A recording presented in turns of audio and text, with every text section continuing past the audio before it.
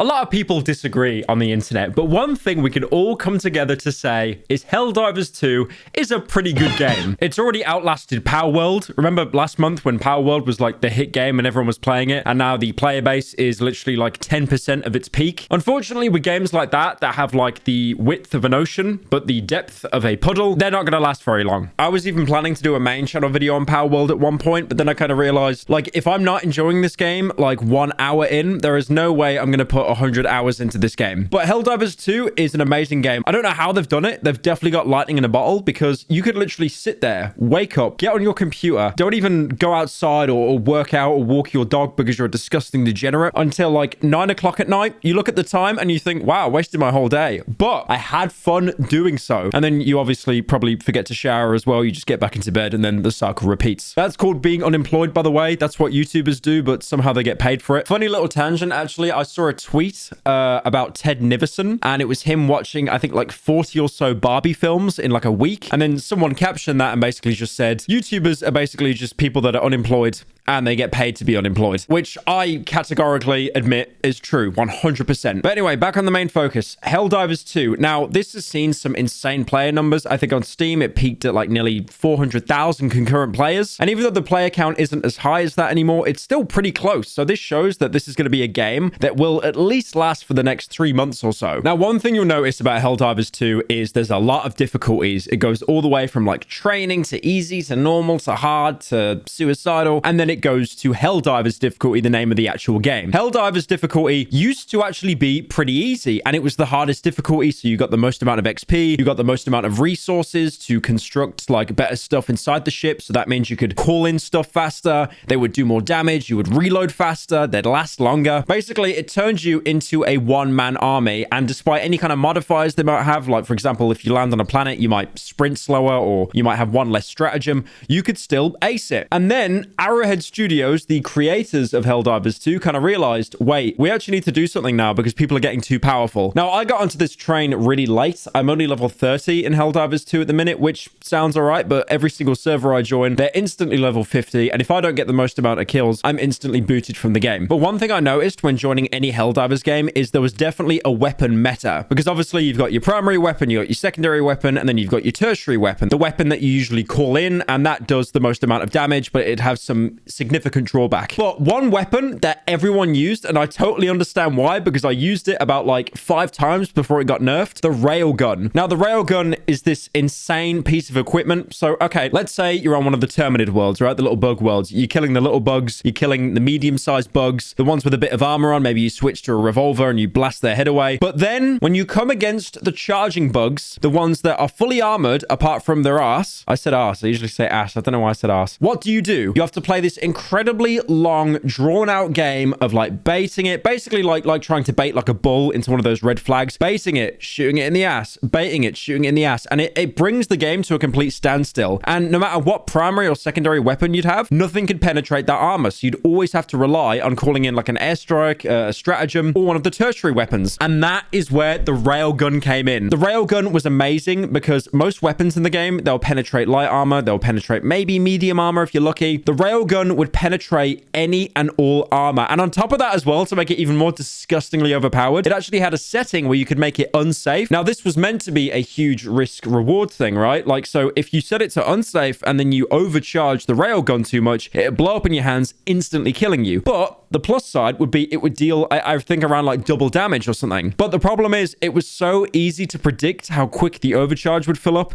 You would always be able to shoot it without it exploding in your hands. So you'd be able to kill charges in the front in like 5 shots. You'd be able to kill bile titans, those huge monstrous spider looking things, in like 6 shots. And with the automatons, I don't know, I don't go on those planets, they're too hard. And I used the railgun for like a couple of missions before the nerf, and I unfortunately got into it really late, but I can totally understand why, because against the chargers and a lot of bigger creatures, you basically have to rely on a stratagem, usually something that has a very long cooldown. But with the railgun, it had 20 shots, you could get ammo from it from normal ammo pickups. It was completely broken. broken. I think the only other weapon that comes close to it is the arc thrower, which does pretty decent damage, to be fair, especially for smaller waves. But the downside being, if there's a friendly in the way whatsoever, the arc will literally jump to them and instantly kill them. Now, Arrowhead releasing this patch was obviously a little bit controversial because they are basically killing the meta. But at the same time, a meta is there because it is the best way to get XP to basically play the game. And if everyone's using the same weapon, the game does become a little bit stale. Although that being said as well, some of the devs responding to this patch, it has been just beyond childish. Now, this update was basically to acknowledge and change the overuse of certain primary weapons, secondary weapons, and the tertiary weapons as well, the support weapons. And also to address the eradication missions. Now, I'm very sure because we've all done this, right? So in the game, you have eradication missions. These were basically missions where you dropped into a small area of the map and you had to fend off against either bugs or robots. And the thing is, no matter what difficulty you played it on, it was a cakewalk. All you would do is get a team fully stacked with mortars or rocket launchers and just camp on the top. And the support weapons, the stratagems, would do the work for you. And because the devs thought that it was incredibly hard to like beat such an insane onslaught, you would get an insane amount of medals, XP, and on top of that as well, if you didn't feel punished enough for playing the game, they've added in environmental hazards, like for example, meteor showers. And I've played a lot of maps with these meteor showers. They kill me a lot.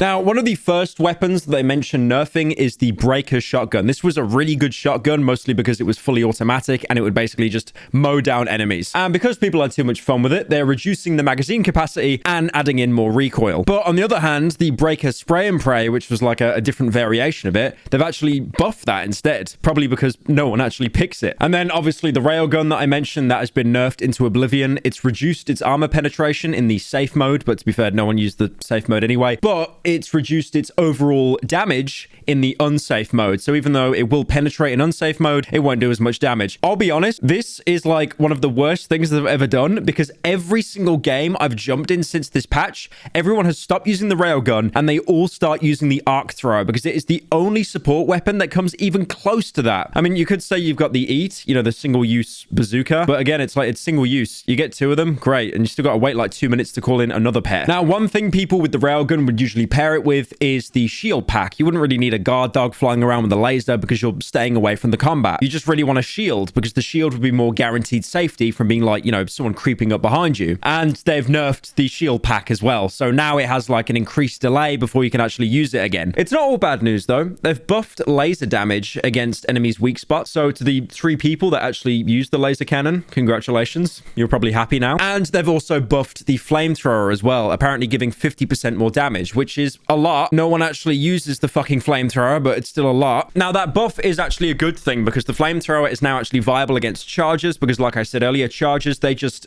bring the game to an absolute halt. Now, you're probably wondering who is to blame for this nerf? Who can we put the finger on to say, why did the railgun get nerfed?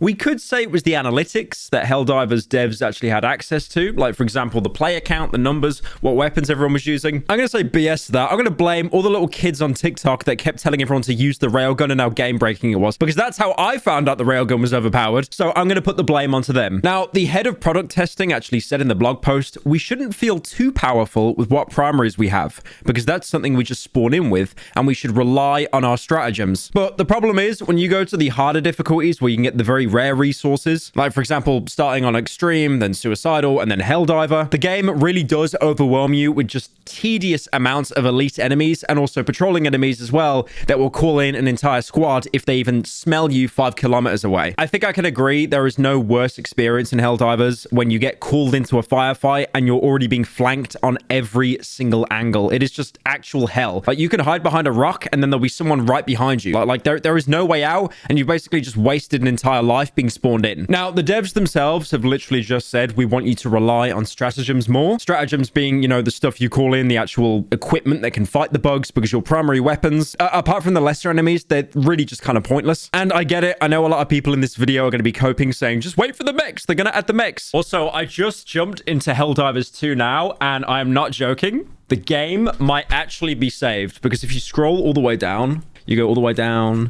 And if you look in the robotics workshop, they've actually added the Patriot exosuit, because originally this could only be added into the game if you had like a dev that was really kind and basically spawned it in your world. But now we can actually call them in ourselves. The cooldown is 600 seconds. You can only call in 2 a mission, which isn't that great. I'm just wondering if these things work on a timer or not. But yeah, I mean, at least we get some kind of balance now. As well, playing on these harder difficulties, you actually have no idea what the modifier is going to be until you're already on the planet. Are you going to have a green bug that shoots mortars at you from like a long distance? Or are you going to have the orange stink bugs that try to get in close to you and then vomit on you, which basically one-taps you? And on top of that as well, playing on these higher difficulties, they include modifiers that can really just make everything unbearable. I remember that there's one that increases the deployment time of stratagems by 2. Another one that makes stratagems recharge twice as long before you can actually call them in. And then my personal favorite is I hate it, the one that reduces your 4 stratagems to 3. So you can't pick a 4th. Now, obviously, we know that the tides are going to change very soon. There's already been leaked gameplay online of mechs you can get into with miniguns and rocket launchers, and also these kind of like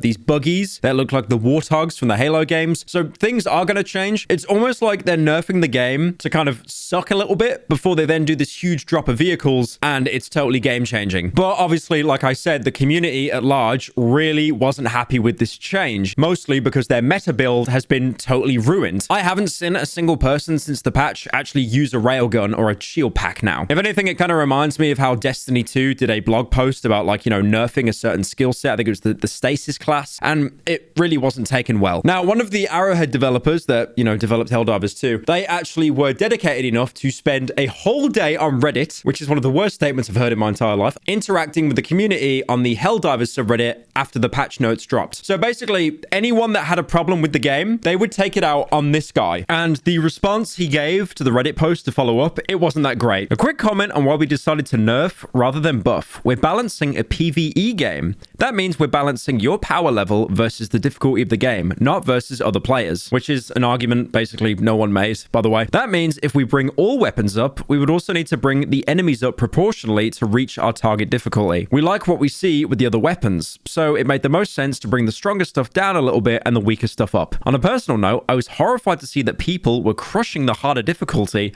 only a couple of weeks after release. This is supposed to be a hard game. I want you to earn your success.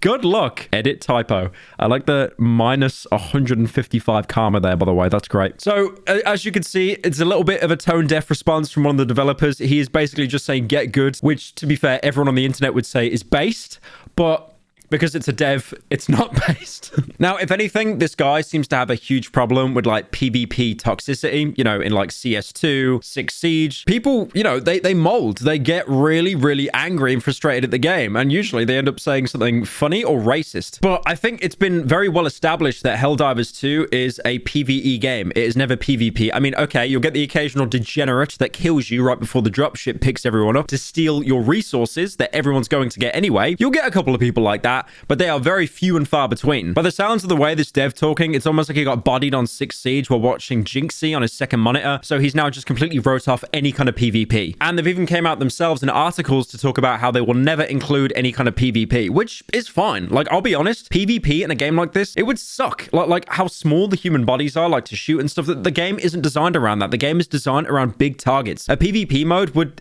genuinely be really lame, and the game just isn't built around that. And to be fair, guaranteed you would get less kills in a PvP mode than PvE with the amount of drone strikes that people use on each other on accident. Seriously, call in a mortar once a game and watch how many people you accidentally body. Now, one thing he said at the end of that statement irks me a lot. He basically said he was kind of worried that people were stomping the endgame difficulty way too early. Well, unfortunately, what this game dev might not understand is a lot of people that play video games have no fucking life, and they will literally spend tens of dozens of hours every single week, maybe even every single day, sweating out a game. Have you seen what happens when a new COD gets released? You have people that get prestige within like a week. You have NEETs. You have people that are literally not getting any education. They have no job, and they are just sweating video games all day. It's basically what I do, but I get paid for it. And also, as well, if the game was a single-player PS1 graphics all-in-head game. The problem I have with that statement is he's saying that he's worried that people are beating the game too quick. But again, you do have sweats, unfortunately, and they will find any way to kind of, you know, find a meta and get to the highest level as quick as possible.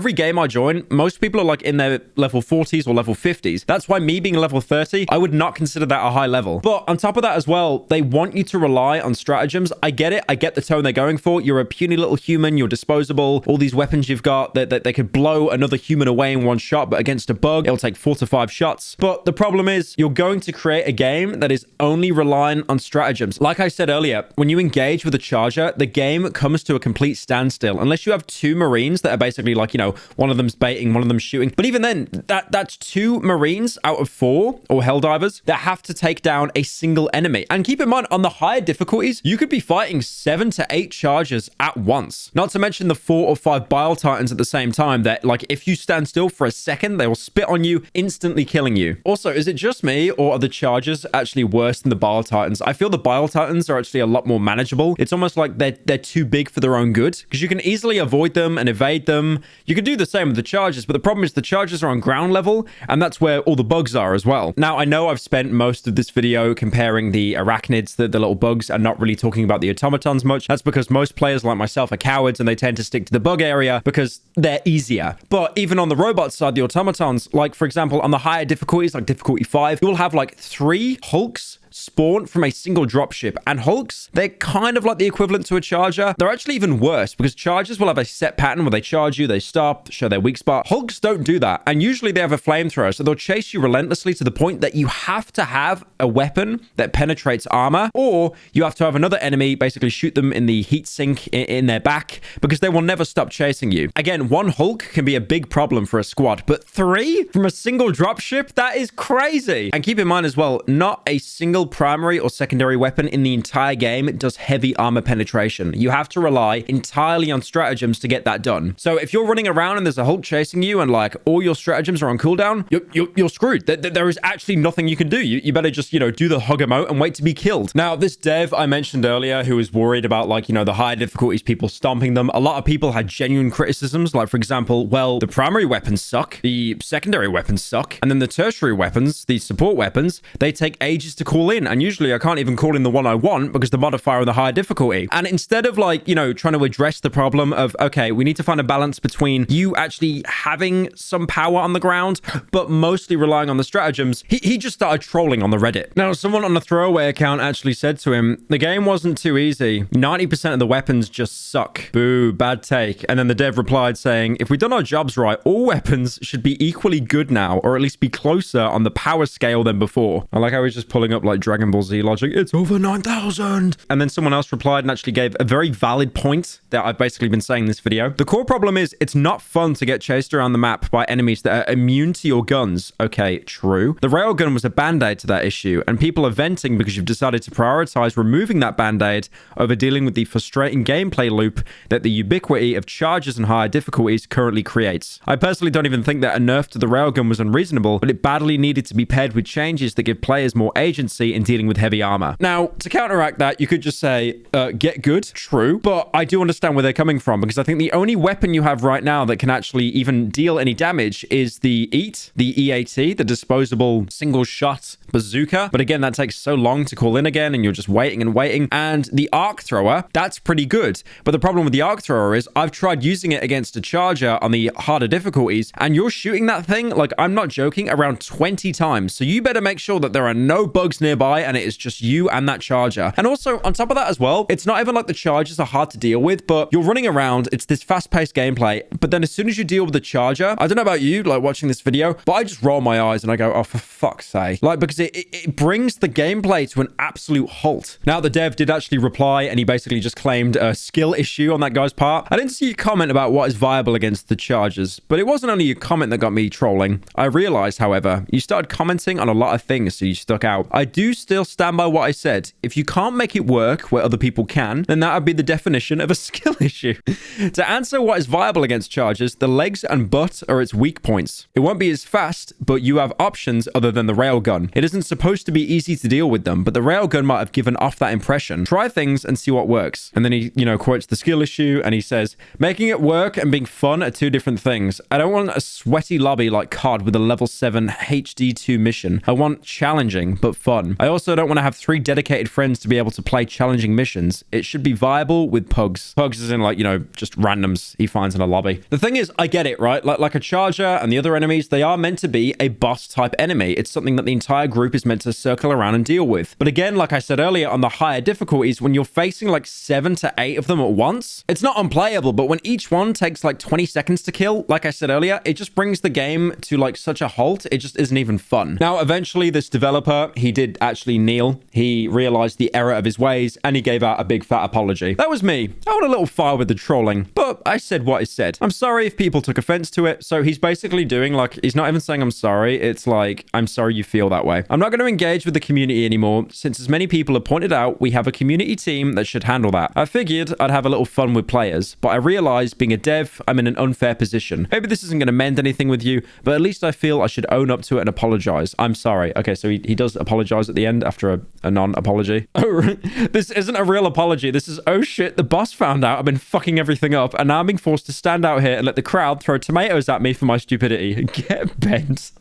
Now, the Helldiver devs did actually put out another update saying because they've nerfed so many things, they probably will look into also reducing the spawn rates of the elite enemies. Thank God the game will actually be playable now. And they also said they're going to look into the way enemy armor works to see if there's other ways to kind of work around it or circumvent it. Because usually, like at the minute with armored enemies, it's either you shoot them in the head or you shoot them in the back. And if you don't have a support weapon, you're screwed. And the EAT that I've been mentioning a fair amount in this video, the single-use rocket launcher, they actually admitted that they failed to deliver any kind of positive change on that. So that and the recoilless rifle were meant to do, as much damage anywhere you shot in the body on an armored enemy, and it still doesn't do that. For something that only gets 2 shots, 2 rocket launchers, and it takes like a minute to like call in every time, that's not great. Now, I do think the community backlash was a good thing and it was needed because they might have realized that, by nerfing a bunch of things and not really giving any benefits apart from, my bad, sorry, the flamethrower, there's not really much that's being added to the game that helps players. If anything, it just raises that skill ceiling, like that gap of skill even higher. Because like I said, they're now looking into changing the health system, the armor system, and most importantly, reducing spawn rates for elite enemies. Because I'm sure, as you all know, you want those super rare materials to upgrade your ship. You jump into a Helldiver or an Impossible or a suicide mission, and you are just being swarmed instantly. Like you don't even have time to breathe or call in your stratagems. There's also another post the dev made, and he got downvoted into actual oblivion. I'm feeding the rage a little for my own entertainment here, just so you know. We haven't nerfed anything into the ground. I think it's a little too early to pretend like the game is figured out. We made 2 of the most brainless playstyles less viable, and brought the guns that are overperforming more into line with the rest. The game is only a couple of weeks old, so before we start making sweeping changes, we want everything roughly where we intended from the start. That doesn't mean we won't bring up things that we don't know more about and how people play the game. Honestly, all the changes, the charges, nerfing the railgun, it's not too bad. I just still can't get over the Eradication Missions, because the Eradication Missions would give you the same amount of payout as a 40-minute Helldiver mission, despite being 3 to 5 minutes. And now we can't even do that anymore. So yeah, that's pretty much the Helldivers 2 situation. I'll be honest, as soon as I've wrapped up this video, I'm just going to jump back in and play the game again, because even though I have my problems with it, it's very fun. Just please, if you find me in a game, do not pick the arc thrower. Please, God. There should only be one person having the arc thrower, and it's me. I'm sick of being team killed. I should be the one team killing. So how does it work? Oh, you got rockets, and then you've got... Oh, the rockets are... Oh, once you run out of rockets, is it actually over? Is that it? Uh-oh. How do you switch to the machine gun, though? Oh, dude, that's so OP. Yeah, how do you fire? Like, how do you fire the minigun? I actually don't know. I'm going to get killed because I don't know how to fire the fucking minigun. Like, I'm pressing mouse 1, I'm pressing mouse 2, I'm pressing mouse 3. Hold down right click. Oh. Okay, that actually worked. Mimi, so smart. I hope you can get more rockets, because if you can't, this is actually kind of shit. I don't think you can reload. No. What? That sucks. Oh, never mind then. I can't interact with it. I mean, hang on. What if I get out of it and then I pick up some resupply? No, I can't. No, I don't think you can. Okay, that's actually kind of ass. I mean, the minigun's got a fair amount, but yeah, so you're actually not going to get killed in this thing. It's more you're just going to run out of uses for it. Like, you're not actually going to be able to use it for... Well, I'm fine. Like, they can't even touch me, but... Like I said, once I run out of ammo on both slots, I'm just like a walking dummy. There's just nothing I can do. Oh, what's he going to do? He's just going to... Yeah, because I can't get him from the front. Oh, I like how he literally just like falls over when he hits me. Wait, what if he hits me again? Oh, okay. I'm on fire. I mean, it's all right. It's all right. I just kind of wish they gave you more. Everyone will have that in their loadout now for like the next month guaranteed. That's just so game breaking. Wait, what?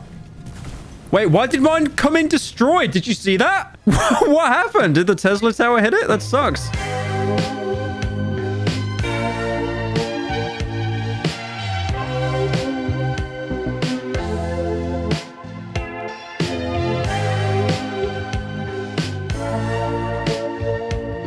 Nice opinion. Just one tiny problem with it. Hey, grab this.